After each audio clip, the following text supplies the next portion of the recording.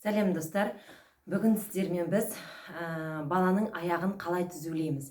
Яғни баланың аяғы үш түрлі жағдайда, үш түрлі күйде, яғни бұзылып кетуі мүмкін. Ол біріншіден косолапость, О-образный болып келеді баланың аяғы былай.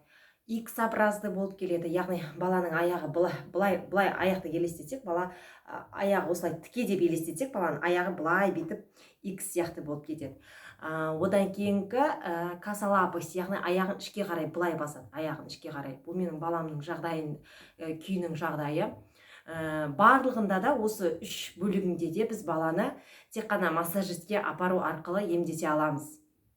Массажистің өзінің жасайтын емі болады, яғни жаттығу болады. Сол жаттығу арқылы оны емдеп жазады. Ол массажисті остеопат деп атайды. Яғни ол аяқты түзулейді, массаж жасау арқылы. Сколиоз болса, сколиозды түзулейді.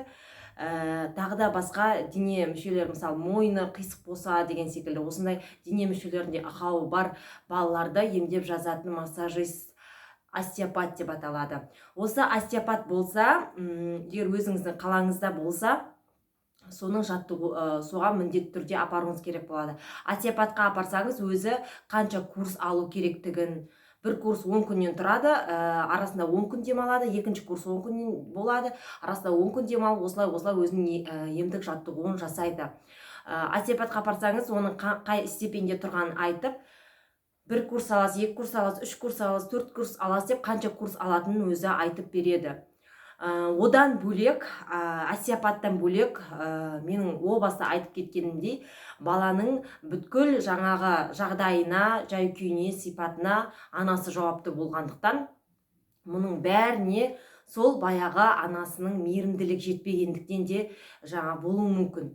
Бірақ оны жаңа геннен деп айтып жатады, болмаса дұрыс отырма, дұрыс жүрме деген секілді. Қазіргі кезде балаларға да витамин жеткіліксіз ғой. Бірақ менің оқығаным бойынша, біріншіден анасының мейірімділік жетпеді, яки анасы белгілі бір дәрежеде көңіл бөле алмады, содан да болуы мүмкін. Одан бөлек балаға үлкен аяқ киім кигіздіріп қойған кезде болуы мүмкін. Мысалы, косолапость менің балама үлкен аяқ киімді кигіздіріп қойғаннан да болған. Сосын баланы жаңа көп жүргіздірсек, аяғы жаңағы шаршап, қисайып жүруі мүмкін. Сол кезде де балада осындай Х-образды, болмаса О-образды деген секілді пайда болуы мүмкін. О-образды тағы да баланың ерте жүріп кетуінен де болады деп айтып жатады. Енді бұл аяқтың бұлай қисаюы әр түрлі күйге, әр түрлі жайға байланысты. Сол себепті де біз оның остеопатқа апарамыз дедік біріншіден, екіншіден остеопаттан бөлек біз оның үйде өзінің емдік нәтижесіне жасай беруімізге болады. Әр түрлі массажный коврик деп айтамыз. Қазір кезде массажный коврик сатып алып, ол әрі майтабанға да жақсы, массажный коврикпен жүргіздірсеңіз болады.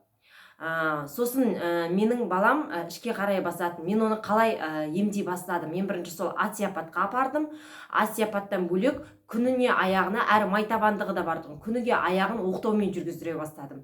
Менің ол видеом шотс видеода бар. Мен төменге сілтемесін қалдырып кетем, міндетті түрде кіріп қараңыздар оқтауда қалай жүргізгенімді.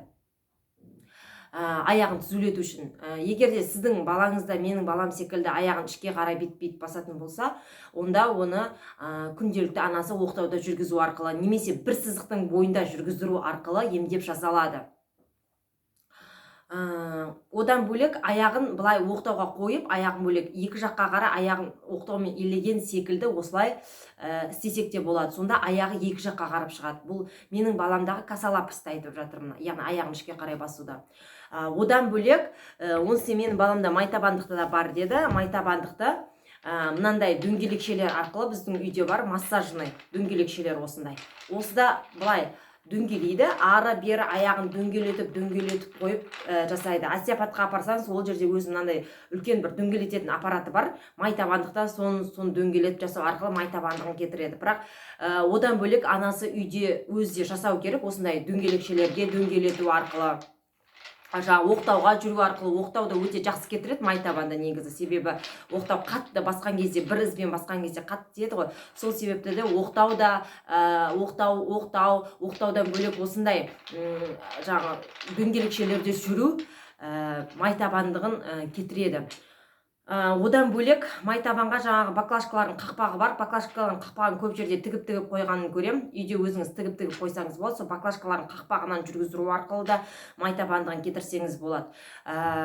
Тағы да майтабанды кетіру мынандай, бас бармағыңызды аласыз да баланың аяғын ары бері осылай күнделікті былай қолыңызбен массаж жасайсыз. Тек қана бас бармақты аласыз, қалған бөлігін баланың қолыңызбен былай ұстайсыз да, мынандай бас бармақты алып былай екі қолыңызды бірінші бір аяғын жасап аласыз, одан кейін екінші аяғын жасап, осылай қисайтып жасап майтабандығын кетірсеңіз болады. Бірақ бұны күніге жасау керек.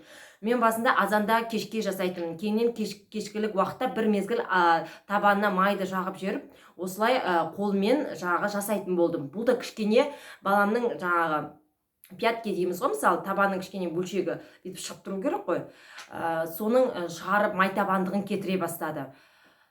Осылай менің жаттығуымның арқасында, остеопаттың жасап жатқан жаттығуының арқасында майтабандық кете бастады. Одан бөлек косолапосты кетіру үшін, яғни ішке қарай аяғын басқан кетіру үшін осындайда жүретін болдық, оқтауда жүретін болдық. Одан кейін бізге бір сызық бойымен жүріңіздер деп айтты. Солай жүріп жатырмыз. Жайлап біздікі Аллаға шүкір кетіп жатыр. Сіздер де солай жасап көріңіздер, сіздерде де ол ем болу керек. Тек қана остеопатқа апардым, массажистке апардым, болды, сонымен бітті деген болмайды. Бұл жерде ана да өзін күнделікті күтімін баласына жасап отыру керек. Себебі бала 0 жастан бастап, яғни туылғаннан бастап 6 жасқа дейін ананың тәрбиесінде болғандықтан, тікелей ананың қарауында болғандықтан, оның денсаулығына, оның тағы да басқа жай-күйіне ана жауапты болғандықтан, міндетті түрде мұндай мәселесімен анасы да айналыса білу керек, мамандардан бөлек. Сол себепті де міндетті түрде осылай жасап көріңіздер.